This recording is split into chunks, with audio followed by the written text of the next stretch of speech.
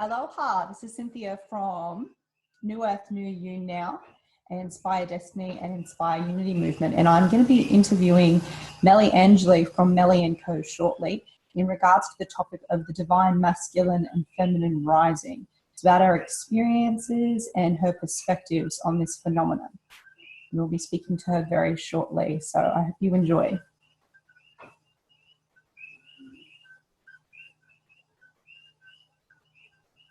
Yeah, cool. Good, because I have no makeup on. All right. So relationships. It's because there's a lot of light on me. Tell me about the most most memorable things that have stayed with you from relationships. So just a couple, like 2 or 3 of the things that have really stuck with you and helped you to become the person that you are now. Whether it doesn't matter whether it's painful, whether it's good, just the ones that really stuck with you the most. Gosh.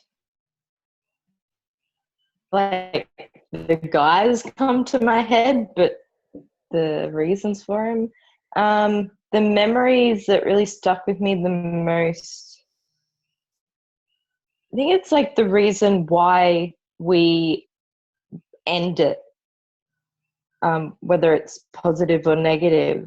So those particular reasons why we end it is a big factor in why we even get into it in the beginning.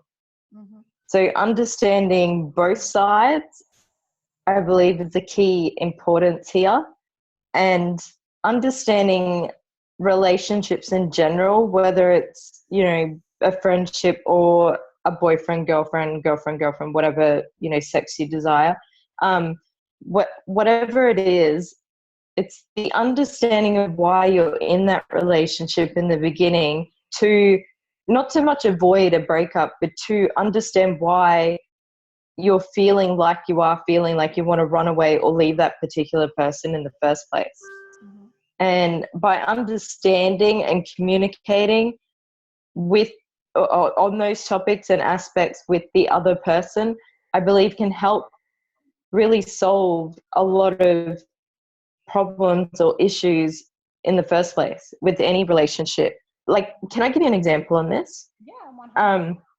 So the recent, I guess, or one of my recent relationships I've had. So the reason why I got into it was, for me, okay, I liked that person, and obviously they had liked me, and there was some kind of attraction there, whether it was physical or mental or whatever it was, emotionally, whatever.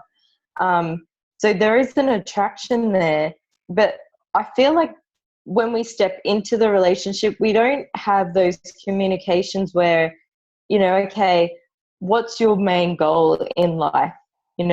Are they both aligned? And, are we aiming in the same direction? It doesn't matter what path we're taking, but are we aiming in that same direction, which is, seeing utopia full of, peace, love, and happiness? Or, you might be in the other direction, which is like still continuing with war and, drugs and whatever. Maybe that's your utopian. But having that same or similar goal, and no matter what direction path we take, but that goal being, okay, we're going to hold hands, we're going to get there together, and we know together that at the end of it all, we're still going to stay together because we know that our goals are both that, and that is where we're heading. So we're both aiming for the top of the hill, that same hill, but we might take a few different paths. So, if that means that that other person has to go overseas for 5 years, that that you respect him, that you trust him, that you can communicate with them no matter what, and vice versa. So it's like finding your full side, not your other half, which is something that I used to go by, just after high school. It was like, oh, let's find the other half. But it's not about finding the other half. It's about finding that full side and that other person that, hey, they're on a path. Excellent. I wonder if we actually align and we're aiming for that same place. That to me is a more authentic and more proper relationship. And if we were just, educated in that in the beginning, maybe there wouldn't be so many marriage breakdowns or relationship breakdowns, and we would see complete people staying together because they both understand and communicate with each other, and not just run at the first second they get, or the first moment they get, that escape moment. Which brings me on to another topic of escaping relationships, and that, again, not getting off topic too much, but that could deal with certain healing things that need to be addressed inside of us. So when we feel like we need to escape, we got to address it. What's happening inside of us? Where did that come from? Is that a problem from our past, our inner child or something? So yeah, I won't get off topic too much. No, like that's actually really good. And the next thing I was going to bring to our discussion point, and I can relate 100% to what you're saying from previous experiences growing up, and also people I've been with, and that's what I really like to remember was, the points of why did it start and why did it end, and was it even best interest, and could have we figured this out before? When you're talking about a more solutions focused way to be able to have a more harmonious and full two complete people together, that's kind of along the topic of what I'm wanting us to discuss, which is what is your feel and understanding of what the divine masculine and feminine rising is in our collective? Yeah. Okay. So feminine, I like to look at it in a psychological point of view. I don't know if this is something that everyone else sees it as, but psychologically, in the studies of that, feminine is more the creative and random side, whereas the masculine side is more the logical side, and the, I guess, I'm going to double, think about it before I make that decision, not be so random about it, not be so creative, because creativity can bring a lot of, oh, let's just do anything and see what it comes out like. Whereas the masculine side of the brain's more, okay, I'm going to look at it logically. I see the creative side. I see this side. I'm going to take it in that way. So that's my understanding of masculine and feminine. And what I see more of personally is that there's too much of this masculine side and not so much of the feminine side. So there, in my views, there needs to be a balance. I mean, some people are going to have more masculine than feminine and vice versa, but I'm seeing more masculine in that, we're feeling more logic and not more spiritual, because creativity is spiritual. Logic is probably more man-made, if you want to put it that way. So I'm seeing more of the man-made and not so much the intuitive spiritual side out there, if that makes sense to you. Yeah, it does. For me, I feel like on my path of discovering, I guess what for me I was seeking and what I was really resonating to and felt like I misunderstood growing up was to do with this whole aspect of the androgynous of our soul, which is also that spiritual part. So if it's being neglected or rejected, people are not going to really be able to look within to come to the complete wholeness of both their masculine and feminine counterparts within, no matter what their body is gender-wise. And even female, they're based on our preconditioning in society, it is more logic. There is more science, things have to be proven and tested, and we need to kind of know for certain before we do anything in a lot of ways. That's what's accepted. And where the feminine is, like you were saying, the aspect that's more spiritual or more creative, it actually also has that sense of wisdom that is lacking. But something can be done without actually having logic, and it can work out perfect or even better with the trust and intuition that's not necessarily logically understandable. So I guess as women, or for me personally, my goal has been to be able to find love and find the good traits of the masculine within myself, rather than suppressing it so that the female aspects that can come through, being able to like love both aspects equally so that they can both express themselves together. Like they say with the Mm. views of the brain, one side's more logic, the other side's more creative. And when we do more activities that use both parts of the brain, we almost have this like symbiotic relationship in our brain that affects every other part of ourselves. So Mm. what's your experiences with that? Mm,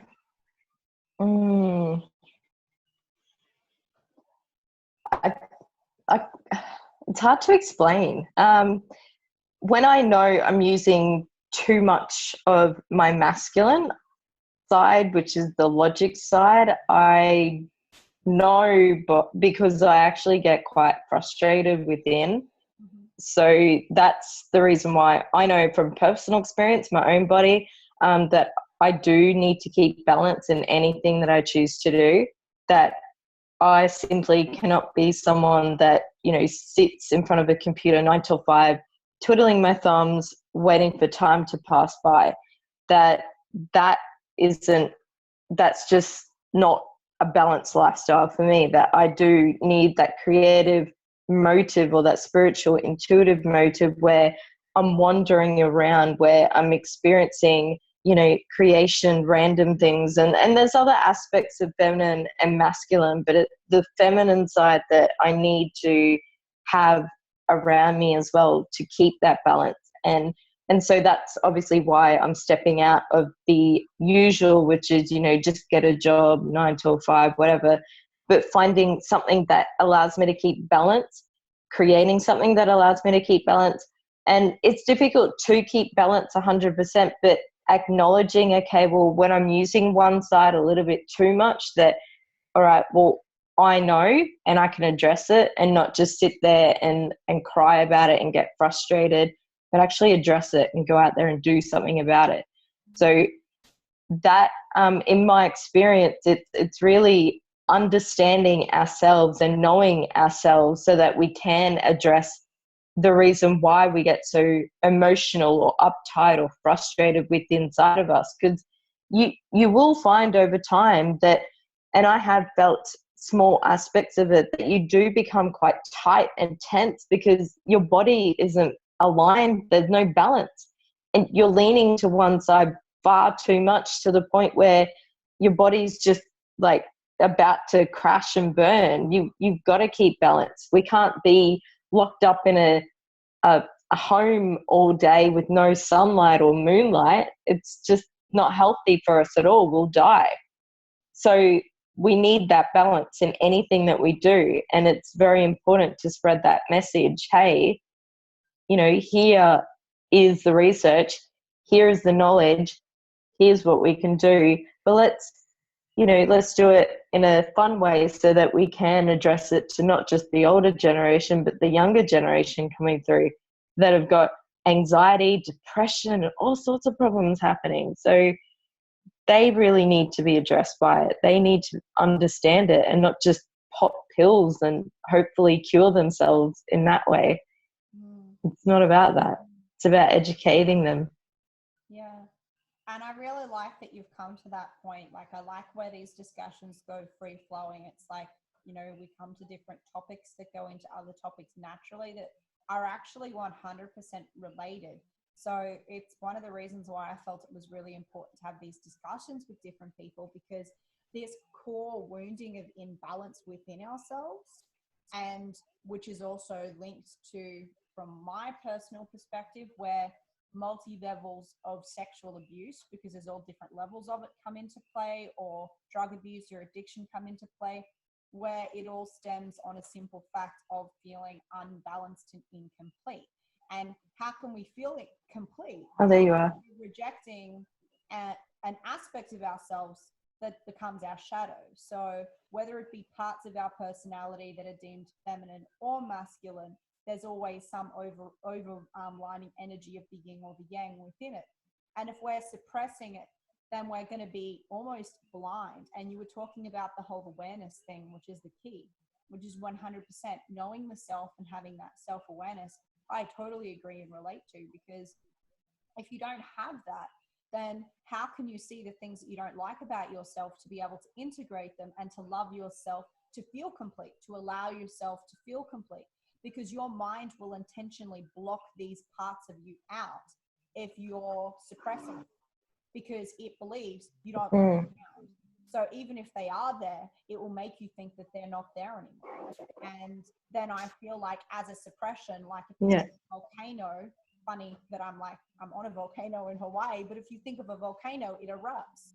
If there's too much stuff being suppressed, it's going to come out, whether you're aware of it or not. And if it's being built up, you're not going to necessarily have the same control and awareness, because it's something that's unconscious. And I feel that this is where sexual abuse can come from. Also a misunderstanding of how to both, one, respect yourself, and two, respect others. There's so many things that have become normal that are disrespectful, that I believe in a lot of relationships there is sexual abuse, even though it's not necessarily deemed as sexual abuse. If you're feeling ownership of another being and wanting to be with them in any way for your own personal gain, not to say that you can't have or enjoy personal gain, but to say that you want to dictate what happens within this person's sovereign capacity because it's what you want, because you're with them, as them being your own. To be complete and feel complete and whole with yourself, you don't really seek that out with others. But if you're suppressing this aspect of yourself, no matter what aspect it is, you will then seek out a way to rectify this unconsciously within another person, or attract another person who brings this out in you. And this is where I have found has created a massive gender battle externally, but it's also because we're having this massive gender battle within. And you could say it's also the whole duality of good and bad, right and wrong. These are just two poles of the one thing. And when we're constantly suppressing one, or saying one is right and one is wrong, we're not accepting and seeing it as a complete whole. So it's not to say that you want to go and be 100% bad or go and be 100% good. It's about finding that even balance that you're mentioning. So what's your experience relating to, like, what do you feel is the best way to be able to like find this balance and to feel whole within yourself?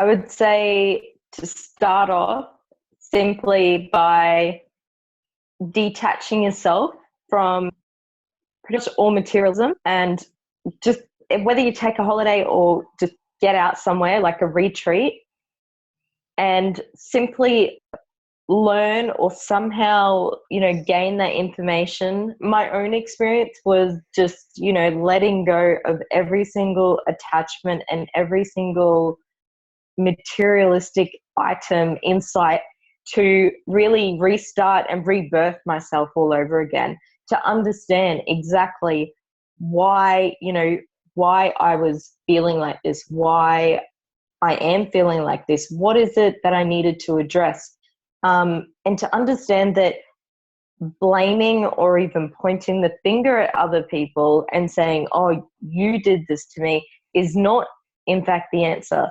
It's in fact, I'm doing this to myself because the reaction or the action that I'm receiving from the other person, which I don't necessarily like or agree with. Now, that's not to say that they're in a right or wrong passage. It's just saying that I need to address how I react to this particular scenario or this particular moment that has passed in life. So it's all well and good to look back on the things that have happened, but looking back and sitting in it and crying over it and dwelling over it and getting angry over it and not allowing yourself to focus on, the things to be grateful for today, it's not going to help you. So understand yourself by letting go of everything that has upset you and understanding how you can react in future scenarios, you know, that do arise.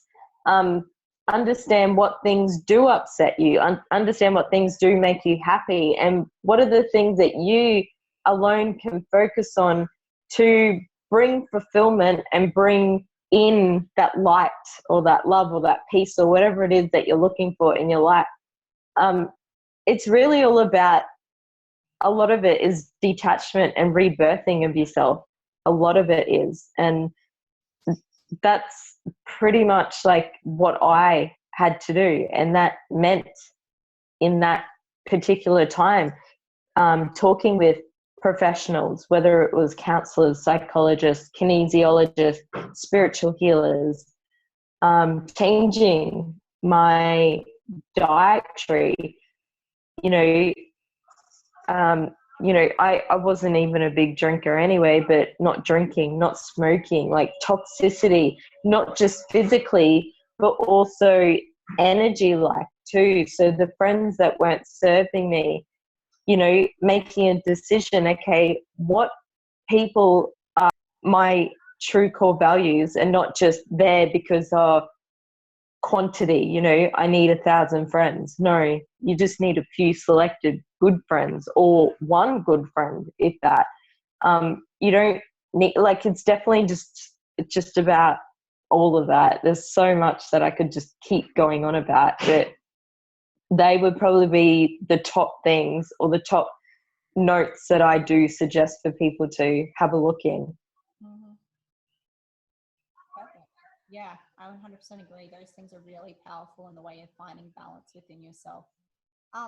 On like a more like spiritual type of a topic when it comes to masculine and feminine rising, what's your view on the changes? What do you feel from your own personal opinion and perspective has been the changes within like our generation and maybe some of the younger generations, in the way of spirituality, and how it may have helped or not necessarily helped, like whether you feel either way, in us feeling more capable to feel whole within ourselves and to be able to feel more spiritual as beings.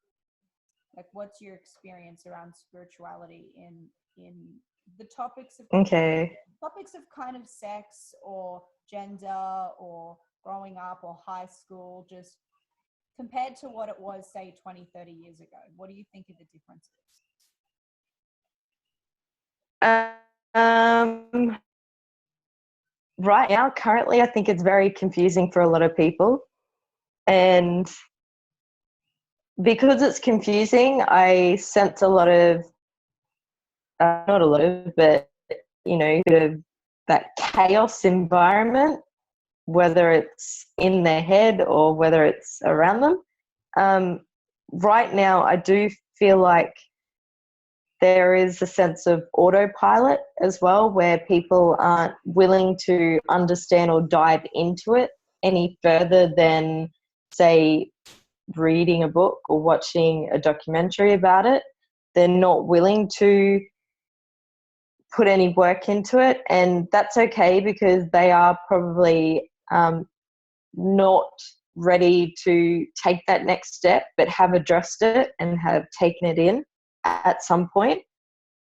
In terms of like the difference between this generation and that generation, I don't really look at it as anything different. You know, the words, the jargon has probably changed. So like, you know, schools have probably added a new curriculum in, which sounds different, but in all essence, I think it's still quite similar, and the same results will happen, where the children will come out and most of them will feel confused and, you know, feeling chaotic and unknown and unsure. I think as more and more generations go by, I do see more health issues come from it. whether that's because I'm now more open and aware about it, it's hard to say, but I do see a lot more of that.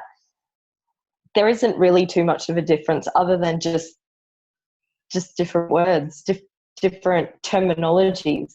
That's all I see. Yeah. Yeah. And I see a lot of them. really, the only thing we can do, like the only thing I feel we can do is just raise awareness, create events about information, and talk to people. They are probably the best things I can suggest to do, and just keep going with that. What do you feel from your own experience is one of the maybe the two key reasons for this imbalance that we've had happening? What do you feel are the two key culprits in this, collective imbalance within the masculine and feminine? A confusion of men have to be tough and, they can't be seen in the kitchen. And a confusion of like women must be working in little office jobs, wearing skirts and doing this and not doing that. I feel that was a big play, especially in probably our generation. But obviously, as we evolve, we're noticing a lot more of the women getting involved in the men's and the men's getting involved in the women's side. But there is still not enough information out there to say that you can be both, and that it's got nothing to do with the physical element, because all we're seeing is like masculine, feminine is a physical aspect, which is like masculine is to play soccer and feminine is to be a ballerina, or, male to be playing soccer, or, female to be a ballerina. That there is a lot of confusion to what masculine is and what feminine is. And it's got nothing to do with the physical side. It's got to do with more of the spiritual energy side. Now, if we can understand that side a lot more, by bringing in that information, and, whether it's through documentaries or books or TV shows, because that's how it was originally suppressed anyway, through music, film clips, movies, books, like, all our famous celebrities out there, all our news, whatever. So you feel the core culprit is mass societal conditioning of what is the true masculine and feminine, and that giving a false representation of what the masculine and feminine truly is. Yeah.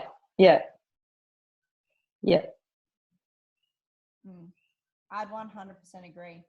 Is there anything else that you feel is a culprit, like a really big culprit in this imbalance?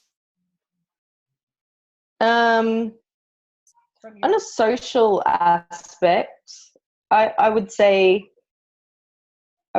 how family dynamics are, just experiences through how you were raised in general. So if it's got nothing to do with like the conditioning of, mass media or anything like that, but more of a what I see in my own home or my neighborhood. So is that like an ancestral thing that you feel it's like maybe been carrying on for a long time, that we're all now having to like find us and find solutions for?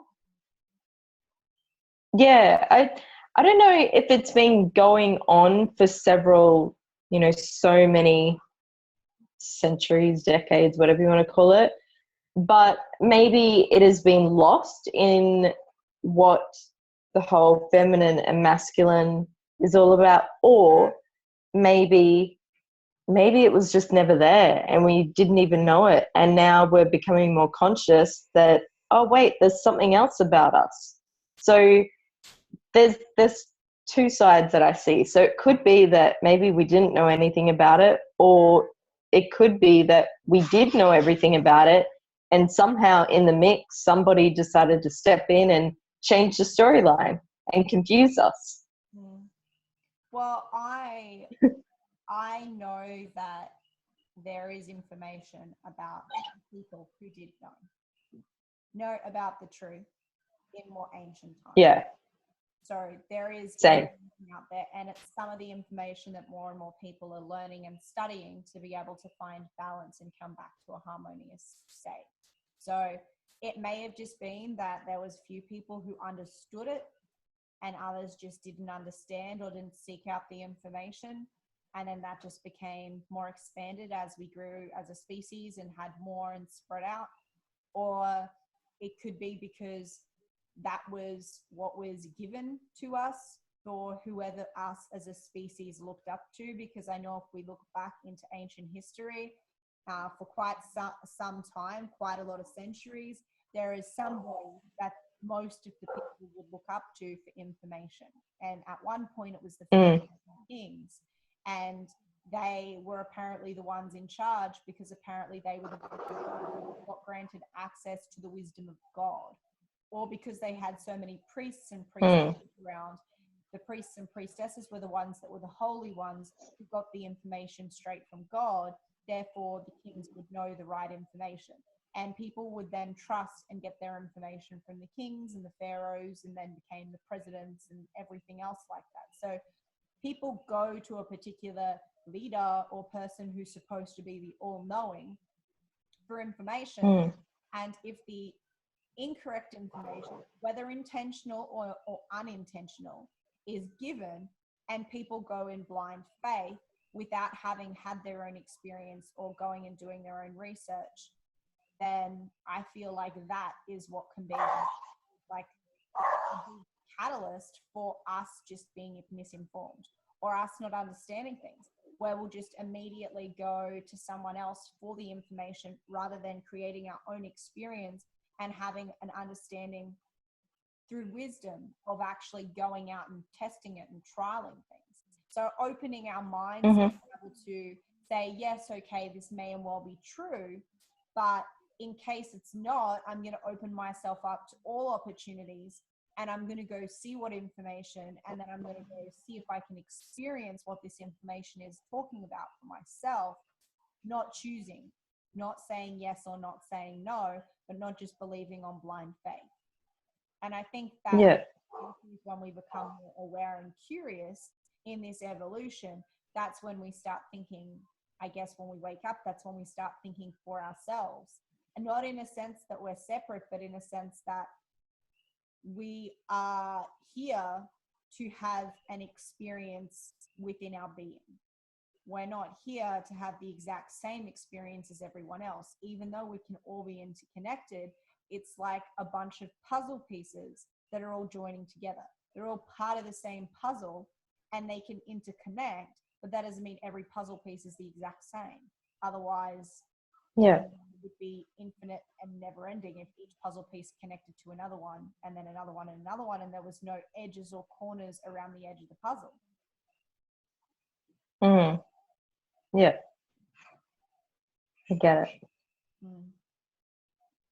So is there anything else that you feel is, I guess, something that you're curious about discussing or you see as a key experience that would be good to share around the topic of masculine and feminine, divine masculine and feminine rising? Just anything that's really prominent that you feel it's important to have. Yeah, I feel more of an understanding of synchronicity and astrology can help us in understanding ourselves. And, you know, to understand masculine and feminine is to understand all that plus ourselves. Just break down what we believe we know, get over the idea that we don't know everything, whether you got a degree or not, and unlearn to relearn is probably the best saying that you could ever put out there. Yeah, I agree. Yeah, no judgment as well. No, just acknowledge that everyone is on some kind of path of their own, some journey, and no judgment, because we've all been there. We've all done something silly, good, whatever. Just no judgment. Just carry on, acknowledge, and keep going. Mm. Yeah, I 100% agree. I have one Yeah. I wanted to see your opinion on. So I don't know if you've Yeah. I don't know if you've heard about this theory, but I'm curious to see your opinion on this theory and to see, you know, who else has an opinion or ideas that they want to discuss about this theory. So I came across a theory that a lot of what's happening at the moment with a lot of people feeling the need to either have a sex change or cross-dress or be either bisexual or homosexual or lesbian, kind of our attempt at balancing the masculine and feminine, because if we believe that we have both and one's more prominent or one's more suppressed, it's almost like we feel we're in a physical body of one sex, and if we're not balancing the other, we feel like we need to actually replace the other side in some way. So I've heard a theory that this was intentional, regardless of if it was intentional, it's something that's actually happening in a greater expanse. The term that I heard someone use the other day is almost that it's an epidemic, that transgender and is something that's this huge. Wait a second.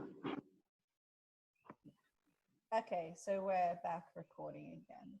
Synchronistically, we had someone who came and was talking about getting laid. That happens to us. We always have some encounter, I know. someone. When we were at the movie theater. Oh my gosh.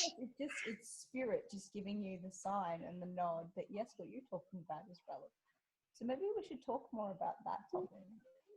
What's your views on sex from what you feel about the male perspective and the female perspective? What's your experience and what's your like ideals? My misunderstanding of sex in general, from growing up, it was what I saw. Male, female, they get together to have a baby. They do it to fall in love. They do it to stay together. They do it to basically con each other into liking each other, you know?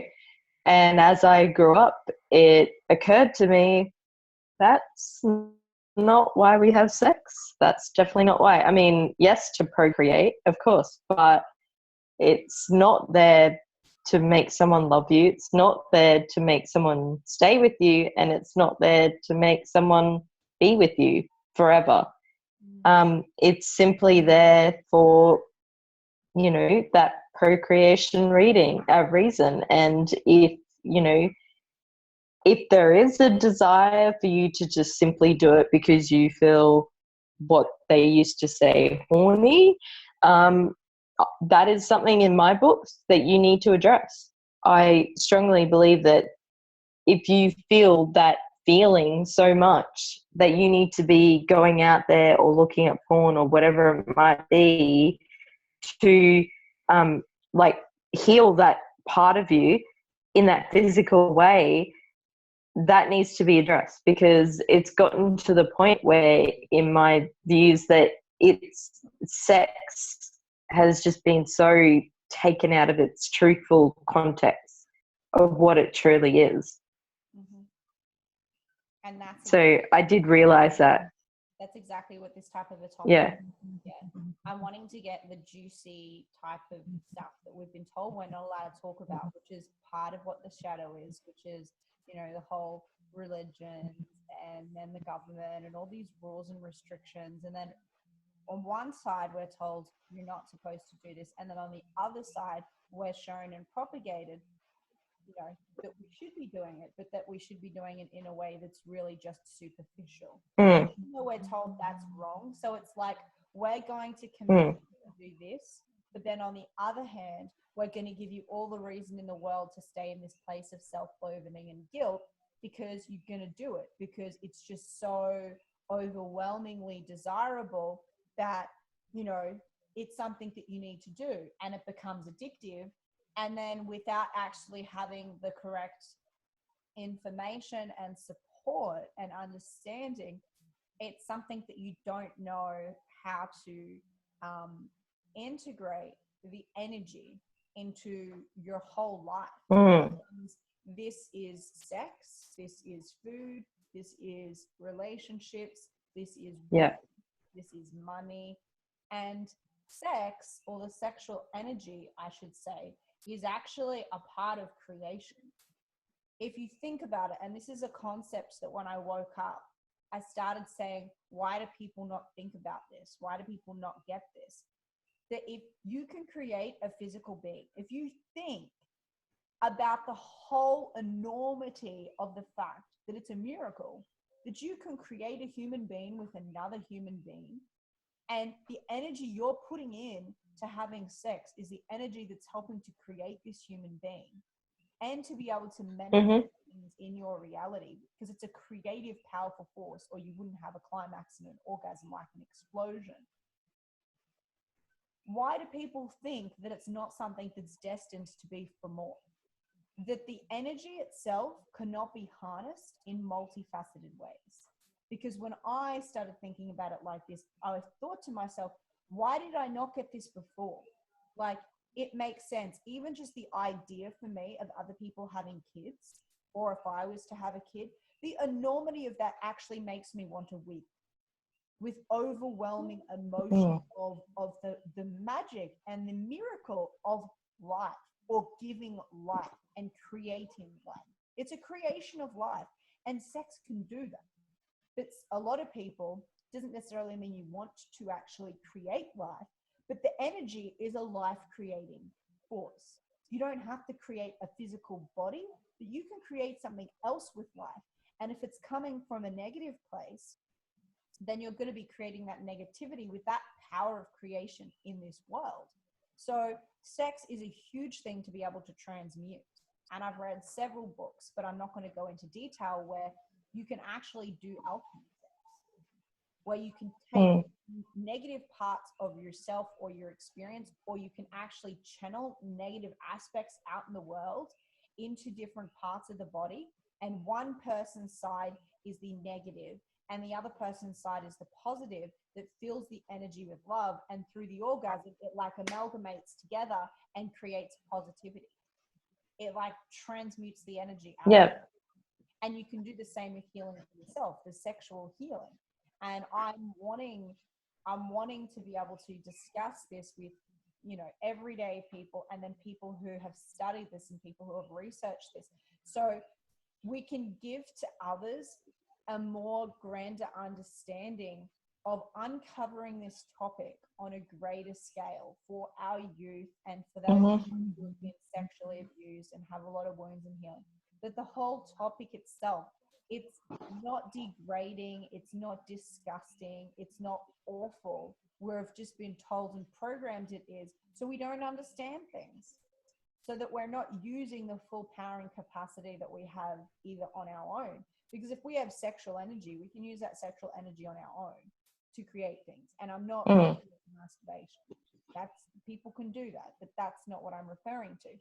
And I feel like when it comes to expressing your sexuality in a way that A, you're alone and it's not from a place of love, if it's not from a place of loving yourself, B, if you're on your own and you're doing it because you need to get the energy out because it's built up. If you haven't had sex in a while, or you haven't expressed this sexual energy and this creative energy in a while, it almost becomes like you feel like you have no control and you have to release it. And then then it's like this state of desperation, not a state of love, not a state of creativity, not a state of empowerment. And when we can take that concept out of guilt and shame and a box of having to be married, and a box of having to be with certain sorts of people in order to have sex. And it becomes about making love and creating positivity in the world and taking our mask off and letting ourselves be authentic and intimate on a deeper level.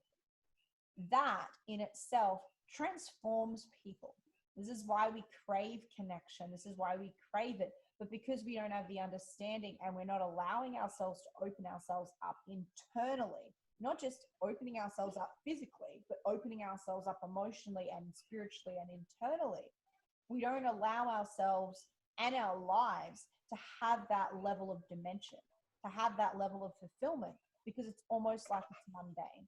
And that's the thing. Sex has become mundane to the point that, from my experience, I decided to become celibate so I could explore alternative ways of healing and being able to, connect with someone on a deeper level. And for me, this was like the extreme opposite of how I was as a person. And it's also, I'll be extremely real with you. And I'm sure there's a lot of people who can relate. Being intimate and really intimate in the state that it's not about sex, it's just about being, vulnerable. Letting yourself being really vulnerable and opening yourself to the possibility of rejection. To let somebody else show you that you can be loved, that you can be supported, and to do that for yourself. That is transformational and healing and profound. And that was the biggest thing I was scared of. I've had different experiences in long-term, short-term, one-night stands, even though it was something I never was seeking. It was nothing that I ever wanted. I never went out seeking sex and having a one-night stand. It was like I connected with someone deeply. I had feelings and they were looking for a one-night stand and I didn't know. And it was like that. But I've been in really great, caring relationships, and I've been in abusive relationships. I've been in long-term, I've been in short-term. Longest was 5 years.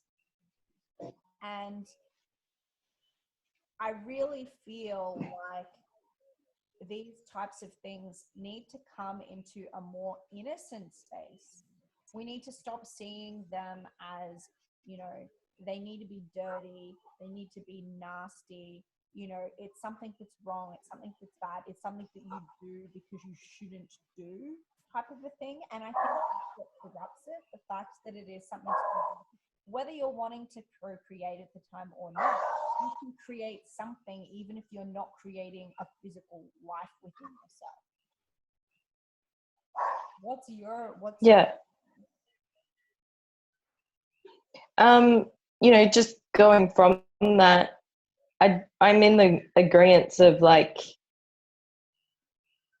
it's sex and, everything to do with the body, especially for women, has been taken to a point where it's like we use ourselves to manipulate the opposite sex into desiring something that they actually do not want. And that can be vice versa as well, not just the women manipulating, but sometimes the men can do it too. And I feel like we need to get back to the core meaning of everything and what it's all about, and why we have a male body and a female body, and what it's actually there for and what it can be there for, and how it can heal ourselves as well. There's all these experiences that I have had, and it always led to that same addiction.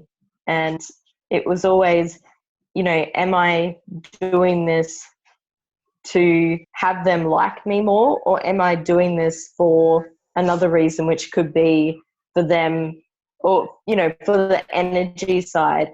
There's only been a couple of males out there that I have felt that energy force, and from that I've realized that that is the true meaning of that connection. It's a connected thing. It's got nothing to do with any like fun. It's not about that. And it's really something that we, as a collective can educate our youngins to understand. Yeah. Yeah. And if we can do that, look at all the things that we can save out there, all this abuse, Yeah.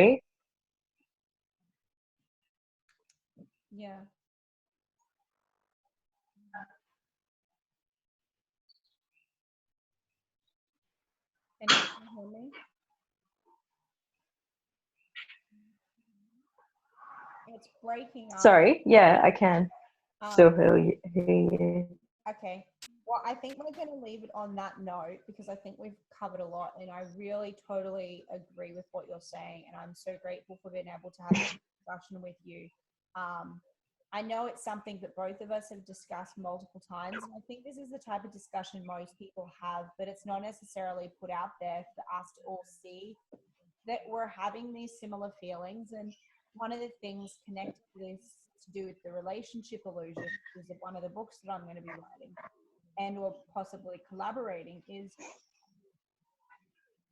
it's first off about the relationship we hold to ourselves and how others reflect that is what I really feel. And where we've come to a point in time where we're questioning where are we at our highest potential and how can we get to our highest potential, either individually or collectively. And we're looking at what is not working and what's the solution. I guess a lot of us are feeling that marriage doesn't necessarily, I know I'm feeling, and I'm wanting to know how you feel. Marriage isn't necessarily needed for you to have a really profound and celebratory and sacred relationship with somebody. And I feel for me it's no longer about I need to be with you forever. For me it's about I want to know that I am 100% accepted and loved no matter where I'm at and no matter what our relationship is, whether it be a friend, whether it be an intimate sexual partner, and that it can change and evolve without either person being attached to how it will, and that we'll surrender to what it is. We'll learn the lessons with grace and gratitude, and we'll allow ourselves to be able to see our shadows and see where we can grow through the other one, whether those things we see be masculine or feminine. Because something that I've thought long about ever since I was young, and let me know whether you feel the same, is why do we bitch about the other sex? Like, I was always questioning, can't we just see the good parts of guys and learn from them how to be those things? And then can't we share the good parts that we have of being female and teach the guys how they can use these skills? This is something that I've always questioned. I never liked Mm-hmm. saying, guys are wrong for this and girls are right for that, or girls are wrong for this and guys are right for that. It's always been there are common things that seem to be easier for women because of their genetic makeup and other things. It doesn't matter how masculine or feminine we act as people, females have certain traits, most commonly certain traits that even if a guy has, they don't come as easily. And men have certain traits that come more easily. Whether it be conditioned from ancestors or not, I believe that there is good things Mm. that both males and females have in the energy. And that if we can open up to being able to receive the understanding from either our own masculine or feminine parts or from another person who's embodied in that gender, then we can feel more whole and complete, and we can stop having this battle that's good, bad, right, wrong, the duality. We can stop having this battle and we can work harmoniously together. We can work in unity and symbiosis because there is no need for the fight other than being able to find out that there is no need for a fight. And I think a lot of us are coming to this realization where, like you were talking about earlier, where it's like, why did it happen? And then why did we break up? Well, it happened because we had this chemistry, we had this attraction, We had this desire for intimacy, for touch. And then whatever pre-programmed conditioning we had around what that meant, I feel had set us back because we were put in a box, and then we put ourselves in a box. Mm-hmm. This is what a relationship means, and this is what everyone does in a relationship. Well, we could come up with a whole nother word. We could even create a whole nother language if we wanted to, that doesn't have any ancestral karmic attachment to it, that our mind believes we have to be a certain way. So we could come up with a word like Kalapala. That might mean a word somewhere, and that could be the new thing for a relationship, but not the way an old relationship is. We don't even need to have a word because that can put it in a box. We can just say, Yes. we're people, and with this person, we are at this time only having sex with them. We don't need to say we're a relationship. We can just say we're in a partnership. We're in an agreement. We're in this agreement as sacred beings, and this is what this agreement means for both of us. This is how we're benefiting each other for our growth. We don't need to say, I'm yours and you're mine, and we're with each other forever, because we need to have this knowing of what's going to happen every day, in, day out. Because I kid you not, whenever I've had the best experiences, even with ex-partners, it's usually been after we broke up. I've had a closer connection once the box was removed. I've allowed myself to feel more comfortable and open when this box was removed. I've even had better sexual encounters with Mm-hmm. sex before, after the box was removed. The love was still there. The respect was still there, but we were no longer, we had to be together. We had to do this while we were together, because that's what people do in a relationship. We had to talk about the marriage. We had to do this at a particular timeline that people do things. It was free. We were back to the point of where you fall in love, where you don't know what's going to happen yet, and you're getting to know one another, and you're seeing one another as separate people who can connect as they like. What's your perspective on that? Yeah, I think no, I was going to start with I think. It's not I think, I know that the new way of marriage or relationships is, it's not about being together 100% of your life, although there are some people that choose to do this.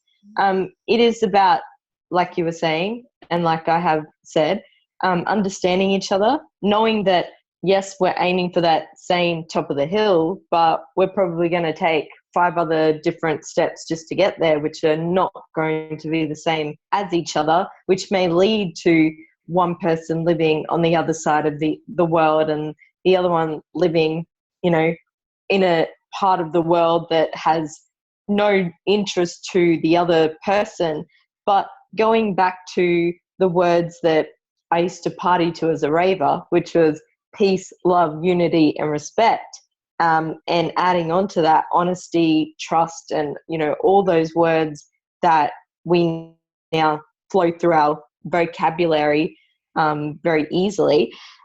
Going back to that, and knowing that, okay, I have somebody on the other side of the world. They trust me. I trust me. Doesn't matter where we are. Our game is, we do X, Y, and Z.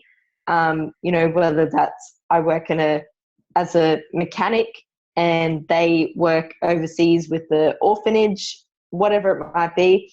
But our game and our goal is this, and we respect and we honor each other. And yes, we are together, but society probably doesn't think so, but we still are. That's the new type of relationship, the new type of marriage that allows us not only to, explore ourselves, but to be around other people without the pressure of, coming home. Oh, where were you all night? Why weren't you home at this time? Or, I've been waiting for you, and, oh, you missed an appointment with such and such, and, oh, we had to go and visit friends. None of all this. It's we live our lives freely, knowing that we can still be together no matter where we are. And then, when we're older, we might end up living together after,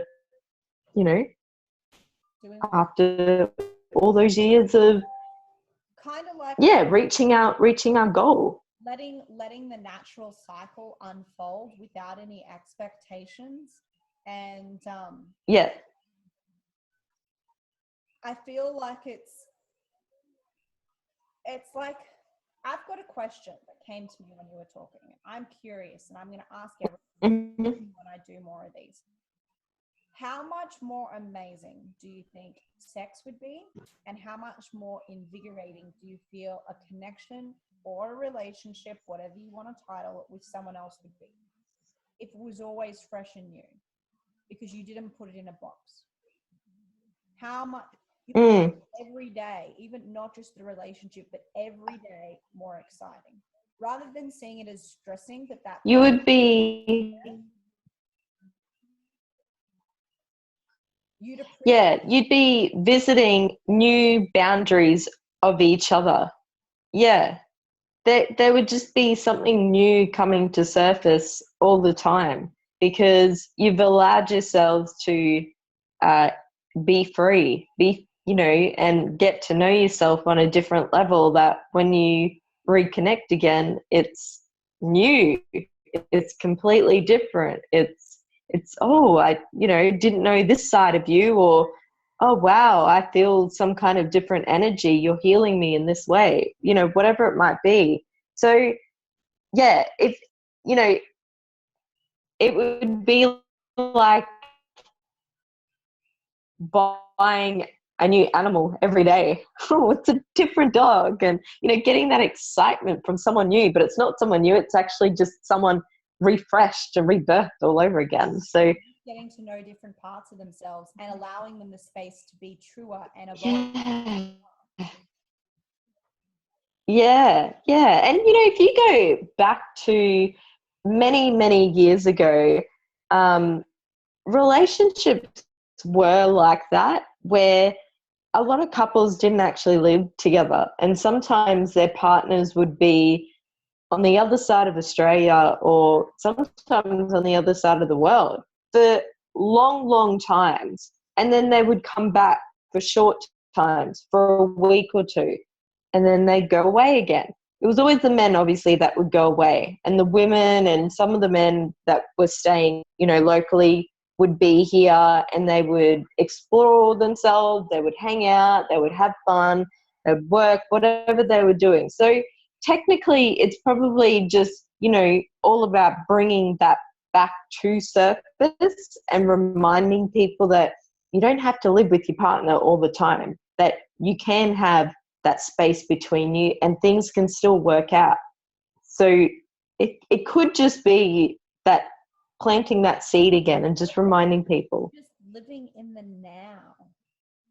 Like, Yeah. it down to Present moment. being in the present moment where you're not attached to the past or the people of the past, and you're not attached to what's going to happen in the future.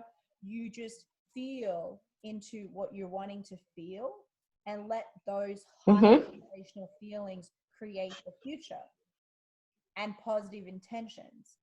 And then that be it. And you don't worry and you don't stress or you don't dictate or control other than what you're wanting to do in the now, with respect Mm-hmm. to another sovereign being, Yeah. with 100% communication. Yeah.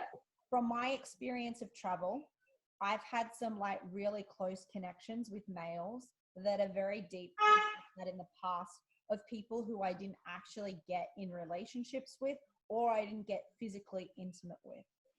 It was like I feel like the closest I could get with people, like of the opposite sex, and it was really healing, and it was all just about 100% communication, 100% respect, discussing what we were looking for, what we wanted, where we were at, and being able to share how we expressed things and explain and express our boundaries, and the growth that we were getting from the other person being a reflection.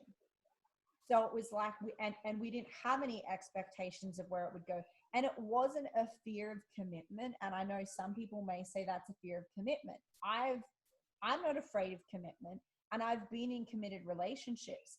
And at the same time, it's kind of like, well, what is the concept of commitment and why do we need to commit? for us to prove that we love somebody. If love is infinite Mm-hmm. and expansive, why do we need to say we own them or they own us for us to actually feel like we're loved?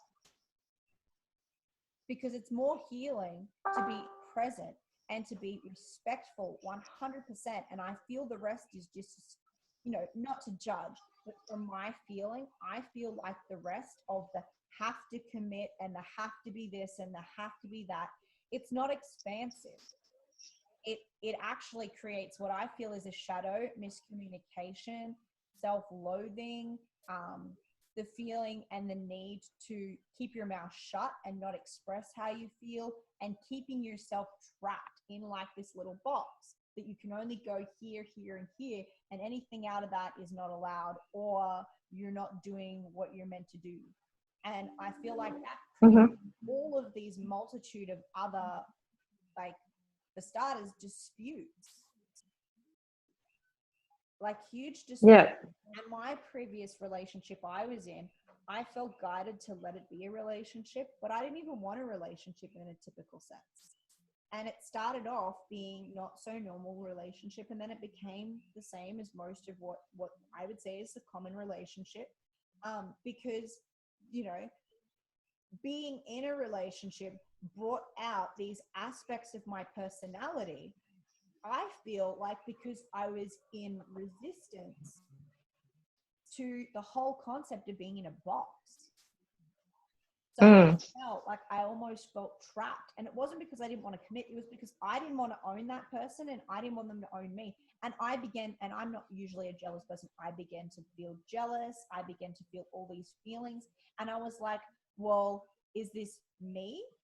Or is this the idea and the mental construct of being in what's deemed as a relationship, and all of the pre-programmed and ancestral conditioning of what it means to be in a relationship that can bring up all of these things like insecurity, Yeah. and other things. And these are good things to address, mind you. But at the same time, when that box isn't there, I feel more comfortable just being me and accepting the person for who they are and not having expectations. But it's like putting a box there and saying this has to be this and that has to be that almost puts, the pressure on to have to know something, can have to own something, can have to feel something.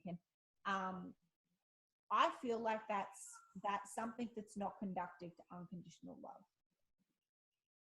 love. I agree 100% with everything you've just stated. It makes perfect sense. And it's definitely something that, we can educate the younger generation to understanding that you can love someone unconditionally. That doesn't mean that you need to do the same thing as everybody else by, getting married and basically ruining that friendship and that relationship simply by taking a path that doesn't always end out to be a positive path for anyone. And, wouldn't you rather have a long-term friendship and relationship with someone that will always be there no matter what, over a short-term desire of looking cool, or getting a ring on that finger, or having the acceptance, or the commitment, or whatever it might be, of society and your family and your friends? Yeah. There's two sides to it. Which side? It's an illusion. Like, that's where the whole Yeah. comes. The whole fact that we know and we are committed 100% forever to somebody is an illusion. It doesn't mean, like, you can 100% be committed to love somebody forever without having to commit to physically being with them forever, because you really don't know. That's not your place to say, because you're only in the now. And we evolve if we let ourselves grow and evolve. We don't know how we're going to feel about wanting to be sexually connected to that person. We don't know how we're going to feel about wanting to be sharing the same bed, about wanting to be sharing the same house, or being in the same country. If we let ourselves grow naturally, we're not going to know what we want. So all we can do is, to the best of our ability, express our love for that person, regardless of what title they have, regardless of what title we have, Mhm. our family. And that's the other aspect of this that I feel like you were talking about family earlier and the preconditions of how family is. When it comes to any relationship and you identify yourself and that person as having a set of rules of how things unfold because of the role that you're titled to them, and you feel the need to have to do something because of this role, it takes away from you doing what you authentically feel guided or what your values tells you is right. I feel like I should express. I gotta jump in. I have to jump in. My battery is about to go flat. Okay. And everything that you're saying is like spot on, totally spot on. And this conversation is like definitely something that needs to be happening more of out there for people to understand and to get back to their core knowing and not everybody else's core knowing and beliefs. Yeah. So, well, we'll leave it there, and maybe we'll do another one at a later date. But it was a pleasure, and I'll talk to you more. So likewise. details on the end for other people, and lots of love. And if anybody wants to get in contact, there'll be details on this videos to get in contact, and also to find out about the Divine Masculine and Feminine Rising Summit.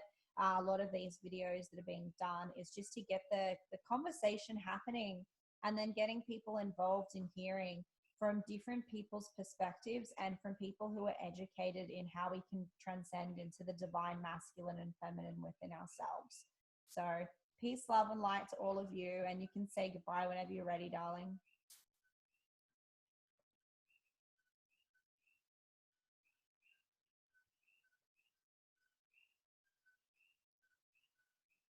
Are you there? Oh, she's gone. Bye, guys.